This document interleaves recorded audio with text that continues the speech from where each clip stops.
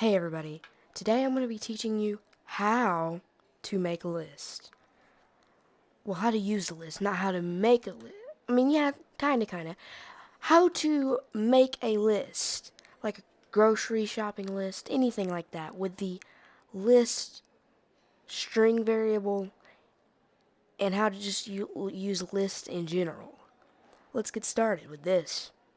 Alright, so you want to apply your maker pen by going to your backpack, either favoring it and pulling it out from your back, or just clicking use and you can pull it out.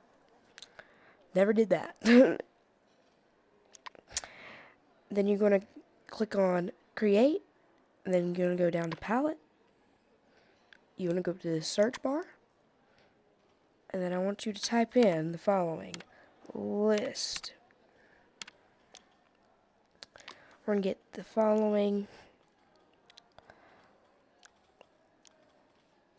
list string variable. A list string variable is just getting a string and turning it into a list. So we're going to name this our shopping list, for example. Grandma's going to go get some milk and cookies. Then we're going to get a list create. Yeah, never mind. I'll just teach you about this real quick. If you combine a list create with the same list, it will output as two items because these two inputs count as two items. There is nothing in this list to count out. So basically, you're putting a list, and the game thinks that there's two items in this list since you wire two of these to that. This can also use to create manual list where you can get a random one. You can hook up like a few things. You can get like objects with tags from these, so you can get an object from tag. And then you can get a random from list. Lists get random, I'm pretty sure that's what it's called. But if you're making a shopping list, do what I do. Not a shopping list, but a list. You want to get a list add. You might be asking, huh? How are we going to do this? You're going to wire this purple piece to this target. Then you're going to get out a prompt player.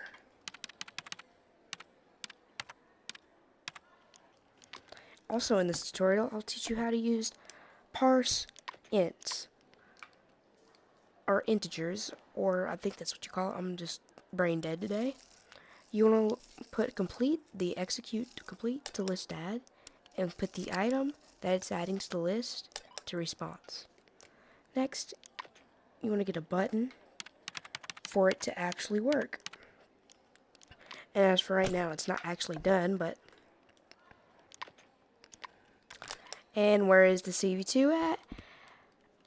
That is just weird. Alright, can we spawn in a new button, please? And there's no CV2. Is this a CV1 button? No, this is a CV2 button. Therefore, there should be having a value on it. Therefore, you should give me a value, and you're not giving me a value. But guys, I think I found a forbidden button now. Thanks, Forbidden One. You always did great. If all else fails, use an interaction volume. And my interaction volume's broke. Right, let's continue with this.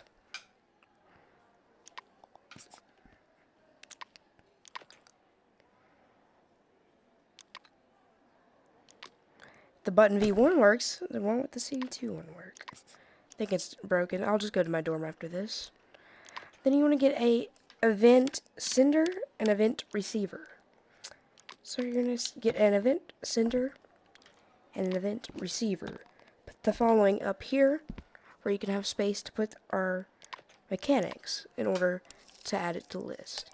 Then you're going to, after you add it to the list, you're going to update the list. So, update Grandma's shopping list.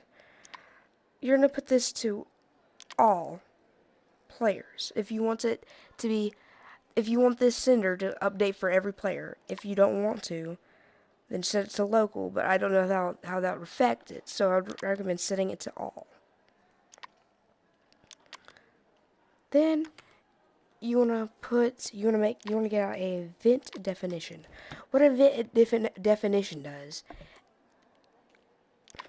it allows you to make custom events. So let me just name this update list. This will just split it from the list. Alright, so now that we have an update list, we don't need to add no more properties to it. We can add properties to it, but yeah, we're going to just make that update list an update list. I'm wondering what that does. Basically, if you make an event definition and you set it to that, it'll only power and it'll only receive something with that definition. Then you want to get out a string variable. Not a list string variable, but a string variable. And I'll explain more after this. We're going to get a string variable.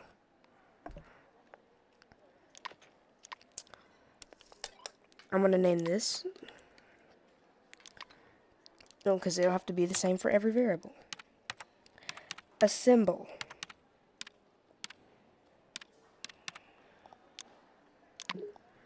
Then you're going to get out a format. A string format. You then want to put 3 values into this.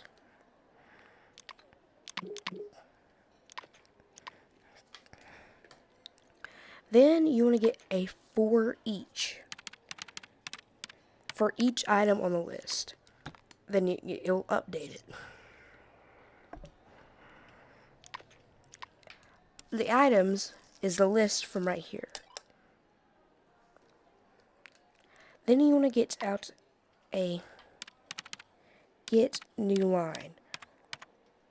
As what that means is it's only one output, but it's basically getting a new line. Basically what that means is it's just shifting the line down once. Where you can have 2 lines. See? It has 2 of these, and this only has 2 on that same line. You then want to wire it to do the following. Then you're going to do the format like this. Do the format how I do it. So the format will be 0, 1, and make sure you put these in brackets, or it will not work. So 0, 1, 2, and 3, all in brackets. We currently have no item in our list. You want to wire this to this top half. Then you want to get a symbol, or a symbol list again. Then you're going to wire the result to this, and then the loop to this. Then you want to get out a text. V2. Oh, it doesn't work great. I don't think CV2 works in this room, guys.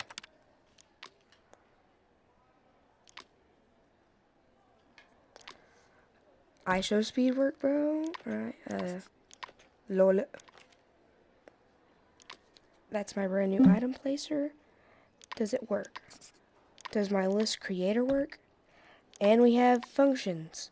So, here we go. We have a functional. Here's the actual thing that I got. Here's my actual list. I have it saved as an invention, so yeah. Since buttons don't work, I'm just going to use this. Let me spawn that same invention back in and grab the text. Don't worry, this is my invention. Chill out, though.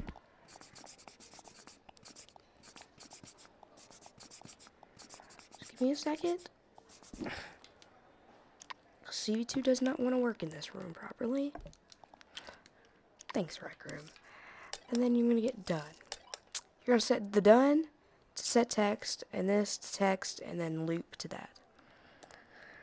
If I'm correct, this is function. If you wire this to this execute. If I click this, and I type in hi, it adds it to the list. See? But when I go to type in he, ha ha, he, it'll add it to the list. But there's one more system. If you want to make it where you want to delete something from the list, do this, exactly what I'm doing right here. Get out a parse integer, or a parse int, if that's how you say it. I'm dumb in the head. Just remember that. Basically what a parse int does, or a parse float or a parse bool does, it's that if you enter that certain values corresponding value, basically, so a bool inputs true or false. So if you have a string that either says true or false, it'll output that. A float works the same way as a parse int. It just comes out as a float. So let's say we put in the number 1. This will output the number 1. You then want to put a button down. Press that to that, and then this string to that. You then want to get a subtract, and I'll just move my update list up, and we're gonna get another update list at least, and we're gonna subtract. We're gonna put that in the subtract, and make this value a 1. Then we're gonna get a list remove at. This will remove the first one at the top of the list. Or if you want to, you can get a list remove last.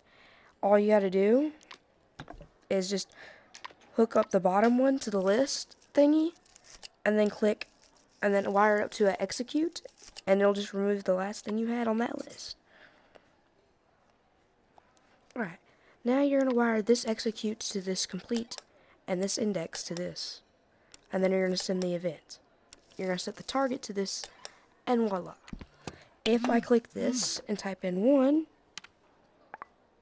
it removed hi, I said he, hi, whatever that is, and 1, and it removes that from the list. I will try to update more on this, but yeah. But remember, getting a new line just shifts everything down. So basically, when I added hi to the list, let me just explain something. When I added hi to this list, you see how it ain't exactly on the thing? That's because when we got that new line, it shifted it down. That way more things can get on the list. And you're wondering, how is it saving data like that? Well, let's see. Everything that you put in this little thing right here gets saved into this list if you're adding it to this target list. Then you're going up here, and for each item that's in this current list right now, will be updated to a new thing that gets added. And then we're just setting it. And we're getting, and we get 1, and there we go. So that's how you use a list. That's how you use list in Rec Room. And if I can, I'll make more. Goodbye, and stay. What does Marissa say? Stay.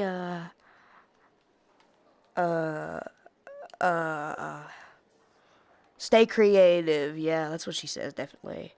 Marissa, what's her name? Yeah. Give it your Rec Room best. Alright, goodbye.